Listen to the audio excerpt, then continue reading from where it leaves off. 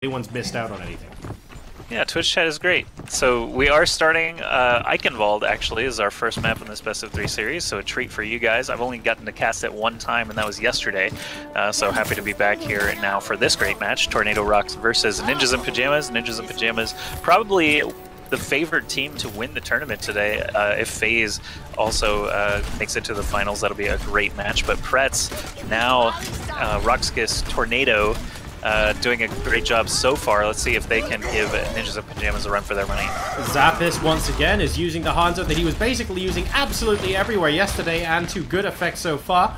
We'll see how effective he can be here on Eichenwalde. He is getting pushed back a little bit, though. Eng, with an excellent Junkrat, just trying to push them beyond the archway, but he gets taken out very early on with a Riptire available as well. Claws is quite far from the action. I can't help but feel that the loss of that tank early on in this engagement could end up being hurtful to them. Yeah, and you can see Ninjas in Pyjamas moving together as a unit. Zappis basically bringing up the rear as Hanzo, but doing a majority of the damage while the tanks and supports just run in all together. The triple tank offense we saw from Ninjas in Pyjamas just yesterday in the Lenovo Cup on this same channel, and it worked quite well for them as well, and they won that series 3-1 against Dignitas. So coming off of a really good series win, these guys should be confident in this match. Can I just say, by the way, that's the first time I've seen a Riptire kill someone in, like, a high-level competitive game in quite a while, actually. Like, we're talking over a week. Over a week for what? Riptire? Yeah, just getting Riptire kills is so difficult when everyone on the opposing team is so on the ball as soon as they hear fire in the hole. So for that to take Reinhardt by surprise and give him a couple right to the face is particularly satisfying there for Hank. It's true, and Riptire used to be a lot more effective, obviously, when it had less people aware of it. It had a larger health pool as well a long time ago, but now it can be extremely difficult against good aware players because really they only have to do a little bit of damage before negating your entire ultimate, and Junkrat actually is not used too commonly anymore in competitive play either, so Riptires really get their maximum value inside of Graviton Surges, Earth Shatters, Blizzards, that sort of thing, and really they just didn't have the combination available. I feel like at the moment Himsy is looking to put another highlight reel together. Two pretty sick hooks in the last 30 seconds, and he is looking for more at the moment as we approach the bridge with the battering ram. We're going to see if they can actually stop things here. We have NIP trying to make progress. Nalar getting taken off the edge there. Whoopsie daisy. Tornado.ROX not having the best time to start things off, and this is going to allow Ninjas in Pyjamas to further their cause just a bit more.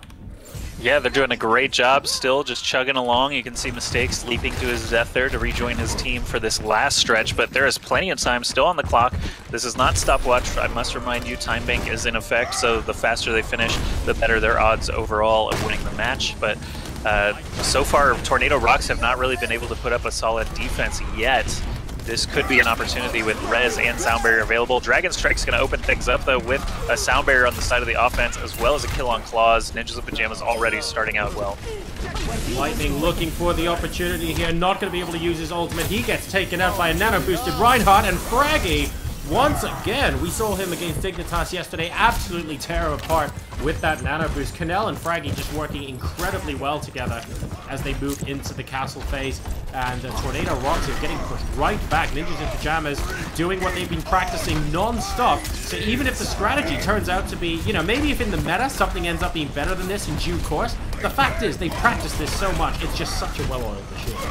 It's true. Ninjas in Pyjamas have been playing with this composition for a solid month, well before any other teams really started adopting it, so they are very well accustomed to their main characters, Froggy on that Reinhardt, Hibsy hitting hooks left and right, and of course the support's doing a very solid job with Canel actually handing the Ana duties, lighting up Fraggy right now with the nano boost, just going to town, swinging that hammer, doing all the damage he can, gets a kill on Zarya, and chases back the rest of the team far enough that Mercy actually can't get a big res, only gets Reaper out of the deal.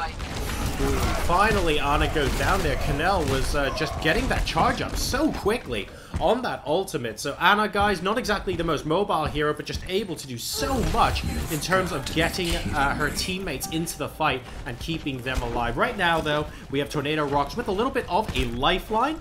Ninjas in Pyjamas will get pushed back. They are inside the castle, so, you know, I kind of feel like as far as a battering ram goes, you don't really need that anymore. You've broken down the door.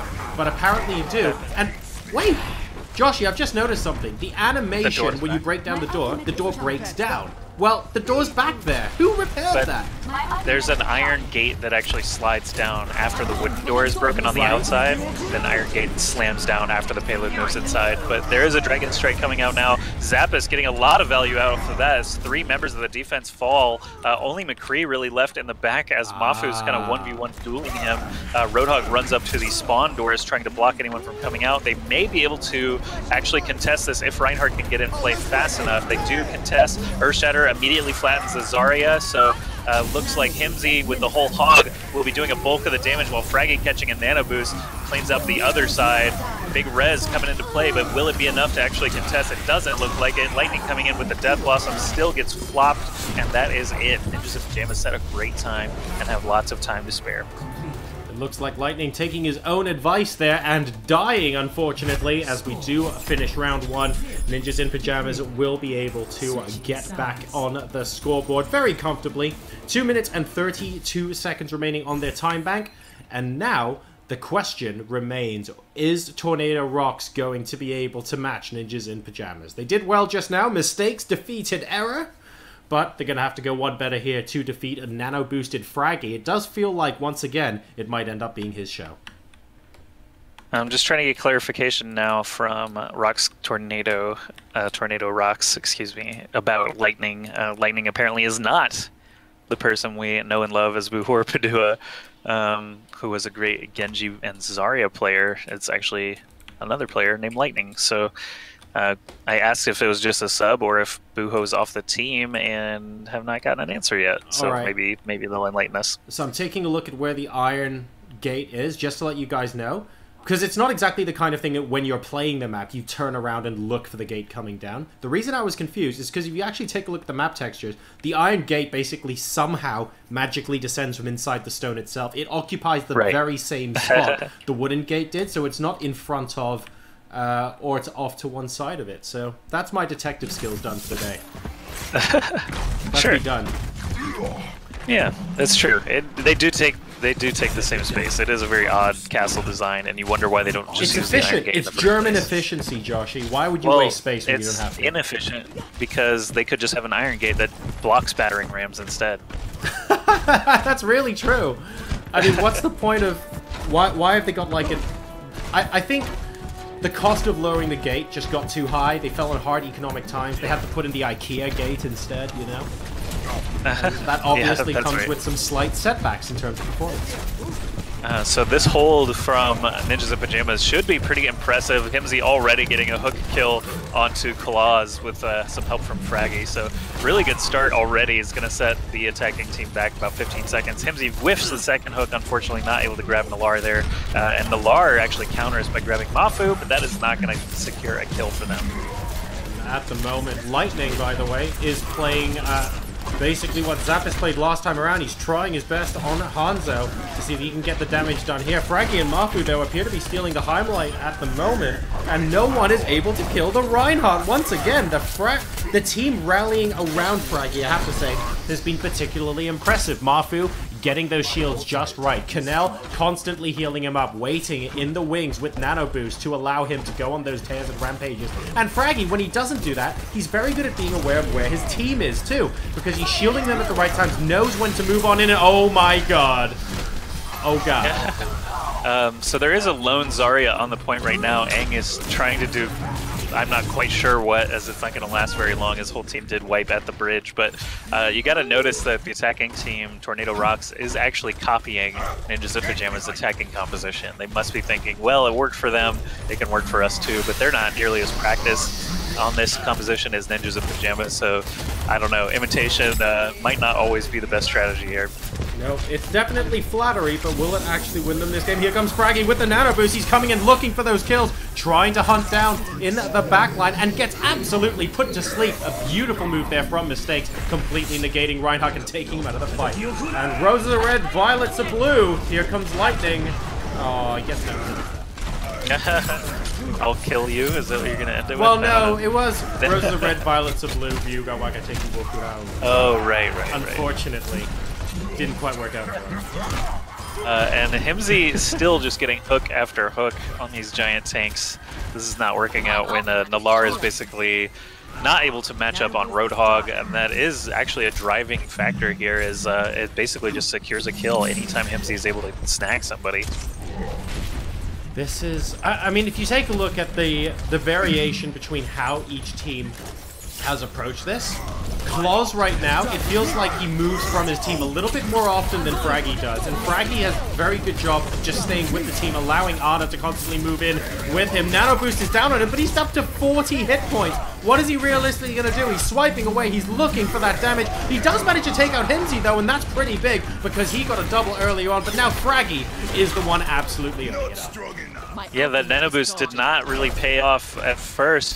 Basically, I don't know how he survived. He caught a Zarya bubble to live just barely long enough to actually get the pin kill on Himsy, but after that, it was still just Ninjas in Pyjamas knocking down the bowling pins. 52 seconds remaining, and this is going to be really rough if they continue to stay on this strategy for the attacking team. I really would like to see a Pharah in this position, as she is, you know, ranged enough to actually get some damage in on those tanks, but as things unfold here, it's going to be Zappis keeping everybody alive on the Zenyatta Transcendent long enough to secure enough kills to basically wrap up the game. There's really only 28 seconds left here to try and take A. This is very impressive from Ninjas in Pyjamas, and it really goes to show just because you come up with a good composition doesn't actually mean that other teams can necessarily copy it. I have to give credit to Tornado.ROX for giving it a good go here, but ultimately the way Claus has worked with mistakes has not been close to the way Fraggy has worked with Canel to basically dominate the front lines of the game. Mafu now catching the Graviton, or catching Graviton Search and a Nano Boost actually, but it's going to be an easy cleanup, and that is that Eichenwalde already done now. First game going to Ninjas in Pyjamas. 0-3. Ninjas in Pyjamas will take a 1-0 lead. It is a best-of-3 series, of course. So there will be an opportunity for Tornado.ROX to come back here. We'll have to wait and see which maps they choose. And I have to say, that looked absolutely dominant. The question then becomes, what do you actually do against this composition? Tornado.ROX went with the, if you can't beat him, join him, which makes sense, but that didn't work either. So they need a counter of some description. Could the answer really be in the form of, I don't know, Joshy, I feel like Pharah, I guess it's worth a go if nothing else is working, but you just have to be careful you don't get picked straight out of the sky from hit scan. Right, well, the bridge is what I'm thinking about, right? You're only just trying to get past that underpass. Pharah has freedom of flight to actually fly over the overpass. Let's say if the Hooks and Reinhardt are blocking things up too much, she can scatter them with a concussive shot. Really, yeah, if you just dodge Himsy, who's more focused on hitting those fat targets, the tanks, I think it's easy enough, and rockets still do full damage from maximum distance, so you can basically perch up anywhere, and the only people able to shoot at you in that composition are Ana and Zenyatta, and if Ana and Zenyatta are shooting at you, they're likely exposed enough for the rest of your team to try and get some damage in on them. So, I mean, I can really only go with my own experience. I do play Pharah on Eichenwalde, and I've done done pretty well every time. So I don't know if it's just a comp play or what, but I would like to see it as a solution, perhaps at least something to try. Junkrat comes out sometimes for the same reason. You're just trying to break open that choke, and if you have 120 splash damage coming in over and over, it makes you want to back up or break your shield, one or the other. That's why I absolutely love playing Junkrat on that point as well. I actually think one thing that people might not give enough notice to, I guess maybe playing casually, is the positioning of the concussive mines for Junkrat as well. Because if you have to back up and the attacking team gets to a point where they move through the archway, that's when you time the concussive mine to actually blow them back and buy yourself an extra couple of seconds. Very, very useful, because it is ultimately one place where they have to go through to break you down. Yep, and that is one of the toughest chokes in the game at the moment. We saw Ninjas in Pyjamas actually defeat Dignitas. No, Dignitas actually full held yesterday. They used Mei on the defense and actually managed to break through, but Dignitas did have links on Genji actually just destroying things as well, and we didn't see a Genji coming out either, and that's another viable option for climbing that first overpass and getting into the back line, not allowing them to just plug that choke, and they didn't go for the Genji here for Tornado.ROX. Well, Genji, I mean, he's not quite the cyborg ninja hero he used to be, let's be honest, but he does still have the potential to change the dynamic of those team fights. Is he going to be getting 5 or 6 kills? No. But if you get the first 2 or 3 picks off in a team fight, of course that still ultimately goes in favor of your team. So the question then becomes, do you actually want to risk that versus basically whiffing more ultimates than he used to? And at the moment, the teams just aren't choosing to play him nearly as much. But more importantly, he hasn't gone out of the meta entirely. Genji is still there. So I feel like they're starting to reach some sort of happy medium. Yeah, Genji is still the correct choice for a lot of these maps that are structured vertically. Basically, he can still climb walls and double jump and still be very, very annoying to any split defenses. The choke example there is interesting because he can actually get behind the entire team and just basically pull them back toward the point and break a choke open by himself. But as we get the encounter started here, Claus is going to start out actually getting pinned as the defensive diva, and he loses his suit almost immediately. Aang and Tonic falling as well means Ninjas and Pyjamas are going to have a great time here. Zappis getting a couple of kills on that Hanzo again for this attacking team at Ninjas and Pyjamas. They're having a lot of success with this composition. And right now, Zappis is doing his best to actually move forward. He's 3/4 of the way to his ultimate already, which is excellent. This can end up being a one and done, but these guys do not want to go down without a fight. Tornado.ROX coming back in onto the point, trying their best to make something happen here. But 3, now 4 going down in a row means that this is going to be a stall at best. And Nalar, you're going to have to pull something amazing out of the bag if you want to finish this, mate. It doesn't look like he's able to, and Ninjas in Pyjamas will now start the cart rolling. Yep, easy push there for Ninjas in Pyjamas overall. They killed quite a few members just on the way in, made it very easy to stop the staggered defense, and they've already pushed up into the streets. You can see Lightning and company kind of bouncing around the actual checkpoint itself. Himsy so far up and still just trying to hook people in. He actually gets discorded and falls immediately. Can't quite get the combo he's looking for. I'm curious if Himsy's going to switch to a Zarya. No, actually Mafu's already on Zarya, so yeah, he's just basically generating some ult, and he'll respawn with his team all the way back here. Very quick engagement starting off, and that's actually going to promote Fraggy into using that nano boost very, very early on. And he's saying, hang on guys, these using their ults, they're pushing us back. Can you please do us a favor and go W mouse 1? And Fraggy at the moment able to get the double as Ninjas in Pyjamas once again with this excellent composition of theirs, well practiced, pushing back Tornado.ROX. Tornado.ROX having to regroup once again. Ninjas in Pyjamas have not looked like they've been in any kind of danger, even though that was a longer fight. Ninjas in Pyjamas did still win it decisively, and there's enough time actually for Reinhardt to get all the way up here, drop the Earth Shatter, and get the kill on Tonic immediately. Himsy following up with a whole hug, gets a little bit of deflect back at him, but it's going to be pretty easy overall. Aang off by himself again as this Winston just leaping around with Primal Surge, going to slow them, but not stop them by any means. And now we are on the final stretch with 5.5 full minutes to go for Ninjas in Pyjamas attack. Oh, Fraggy trying to hunt down Genji, not able to do so at the moment though, and he gets taken out in a very interesting position with that armor there actually, but rest assured he has actually been eliminated. And Aang moving out there as Zarya. He's going to need that pretty soon. Nalar coming out with the Deadeye to start things off. Manages to get a pick up onto Zappis, which is a good start to the fight.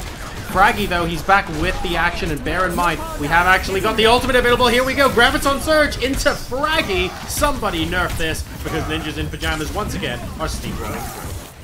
Did you see Fraggy's tornado spin there at the end with the nano boost? Maybe an homage to Tornado.ROX, like, we just killed you, so now I'm going to spin around like a tornado. It was the, where's the sensitivity button on my mouse, so I could have done this a second earlier. It was kind of how I read that, but sure. And now it looks like they're, I think they're making great progress with or without, to be perfectly honest, and they're doing fantastically. We now have a little bit of a hold coming in, though. Nalar needing to get out there to get some kills. Aang, though, trying his best to stem the flow. They're trading kills as opposed to getting white, which is excellent. Himsy getting taken out from behind, and Mafu, now the recipient of Discord Orb, allowing Aang to pick up the double. Yep, it's all clean now for the defense. This is kind of the first full fight that they've been able to say, we won that fight. We killed all of them, and they have to respawn, not us. So good job, Tornado.ROX finally stopping this cart. And actually, a minute and a half has been bled off since they captured that last checkpoint. So if they can do that 1 or 2 more times, they'll definitely be looking a lot better. To make sure they, of course, get that time down as far as possible, even if Ninjas in Pyjamas do end up completing here. Seta getting picked off from far. Very nicely done there from Aang. And I have to say, I feel like he's the engine room behind this mini revival that we're seeing here from Tornado.ROX. He's shielding people at the right time. More importantly, though, he's getting his DPS from his cannon, just down so early and so efficiently as Zarya, he's really been helping the team out a lot. Now that the offense is posting up again, they only have one ult to work with. Soon they will have Sound Barrier and Nano Boost, though. Fraggy ready to run with that Nano Boost. Graviton Surge is going to catch the whole team first, though, and Claws with a nice pin. Kill on Mafu is going to set the pace here for the defense to move in. Transcendence keeping everybody in high health. Himsy pops a whole hug after Transcendence. That was a little bit of a misplay there as he gets chopped up by Lightning. That is going to do it for the defense again. And that 5.5 minutes is now turned into only 3. So defense finally finding their bearings here in the last stretch of Numbani. Tornado.ROX waking up. I have to say, so far it looks like, I mean, Joshy, it did look like to date they were being outclassed by Ninjas in Pyjamas, but maybe on Numbani they're now finding some answers.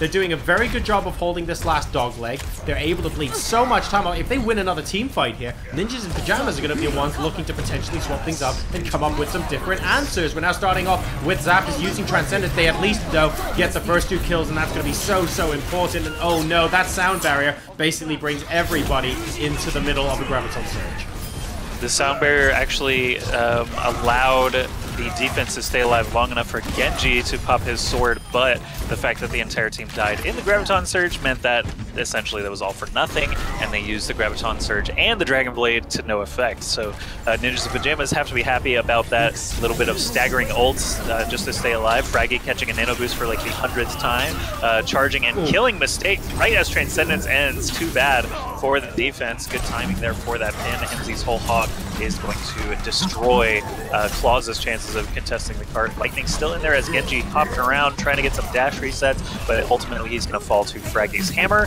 And Mistakes as the last chance here. Tracer will eventually rewind and move off the cart. So that's 1:36 left at the end. When it's all said and done, it could have been 5 minutes, so good job by the defense actually waking up a bit and bleeding 4 minutes off of that, but now they are still going to have a tough time attacking into a very tough Ninjas in Pyjamas defense. Well, I think like you said, much better than 5 minutes. They're only having 1:36 left on the clock. Ninjas in Pyjamas perhaps not expecting to get wiped successively. I have to say, when we actually got to that point, it was really nice to see Ninjas in Pyjamas lose not one team fight, but basically Tornado.ROX proving that it wasn't a fluke and going back out there and doing it again. Ninjas in Pyjamas had to dig deep to make sure that they weren't just down to their last 1 or 2 pushes. Ultimately, 1.5 minutes is enough for a push or 2, but the point is, they probably thought it would be a lot more comfortable than that, and I think Tornado.ROX just gave them a really good run for their money. Excellent stuff from Ninjas in Pyjamas on defense this time around, still sticking with their standard composition, except Zappis will not be starting out on Zenyatta. He's going to start out on that Torbjorn. And Torbjorn is a character that I often actually really dislike seeing on defense here on Numbani, as it basically plays out one of 2 ways. Essentially, you can lose your Torb and your turret immediately without dropping any armor, or if you survive the first round of attacks, you basically start piling armor onto your tanks, and even if you die as Torb, the rest of your team benefits. So it can be quite high risk, high reward. I usually like to just see another DPS or healer instead, though. I just straight up love Torb. I mean, he is the most passionate hero out of everyone. You just hear the way he talks about his turret.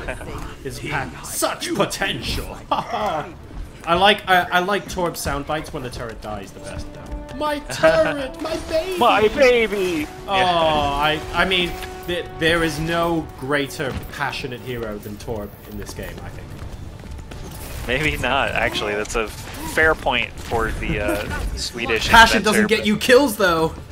Yeah, maybe he could try building 2 turrets at a single time, and then he'll be OP.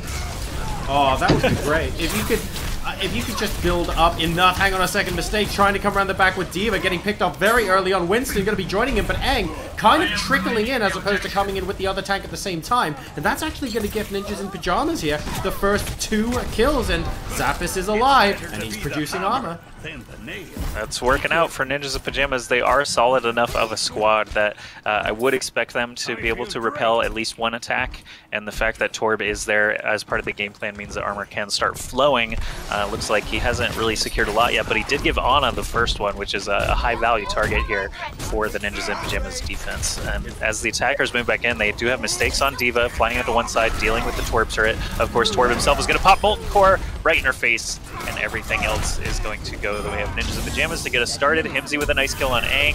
Fraggy catching that nano boost again, just wiping up all the attackers, and Tracer, D.Va, Genji, they're all dead. Wow, and all of a sudden everybody here on the side of Tornado.ROX will get wiped once more. Zappis continuing to persevere with Torb. He is running on back saying, don't worry, it's one death, how bad could it possibly be? And no doubt we'll be seeing a little more tinkering going down very soon. But Tornado.ROX at the moment, they've got 2.5 minutes left. Oh no, the turret goes down, and Zappis is saved. Earthshatter gets us started very quickly here, and Fraggy with the sound barrier as well is able to get a pin kill onto Tonic. D.Va ult comes out but doesn't get anything for it. Aang actually with a double kill against, oh no, it wasn't a double kill. One of them was a Torb turret, so only a single kill going the way of the attacking team, and the rest of Ninjas in Pyjamas are happy about it. Armor packs starting to litter the point. Soon they'll have more than they need.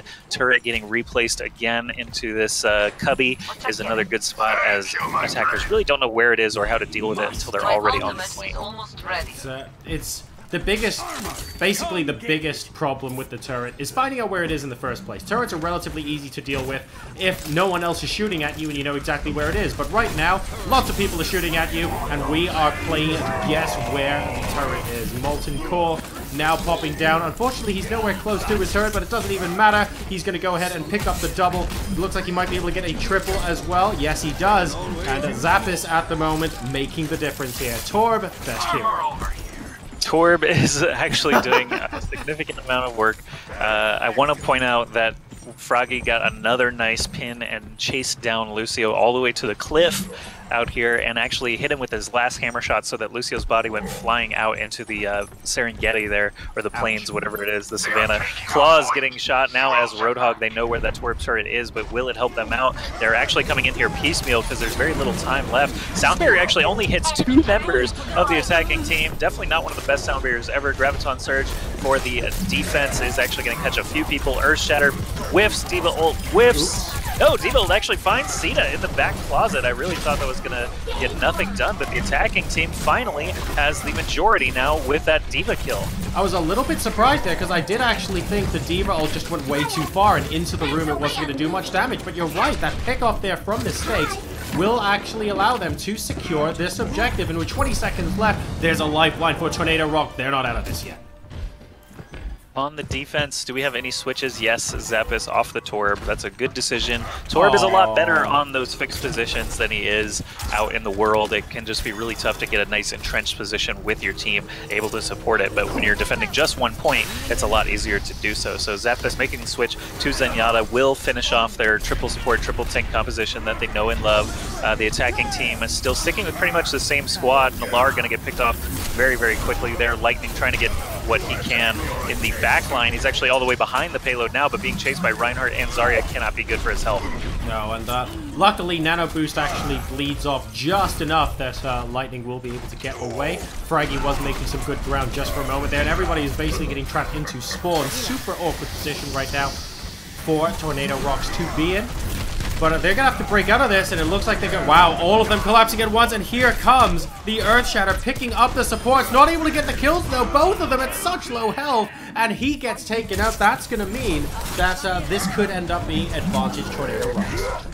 Lightning, yeah, getting the sword kills, actually, even though he only got 1 in the killing blows department, he actually dished a lot of damage out during that attack, and now he's pushing forward, going to disallow the defense from setting up on the other side of the underpass. But I do expect that they should be able to capture point B. No, they are going to be able to contest. So yeah, Fraggy's going to catch an arrow boost on this next fight, and things could play out far differently. Himsy also has the whole hog available, and this is kind of interesting because Tracer's getting up in the front line, but really doesn't have any great targets yet. Sound Barrier is going to allow them to move forward, and Earthshatter actually giving a lot of room to work with. Lightning getting a lot of damage in on those laid flat targets, but it's going to be the nano boosted Fraggy in the background, killing claws. Lightning now getting some dash resets, maybe able to clean up. He's doing a great job just staying away from Fraggy. He's getting way more work done than he was previously, and he's actually earned himself another sword, and they're going to take that checkpoint. Oh, this is Very nicely done for Lightning so far. He is having a very good point, and he needed this at this time. We're now back up to 2 minutes and counting.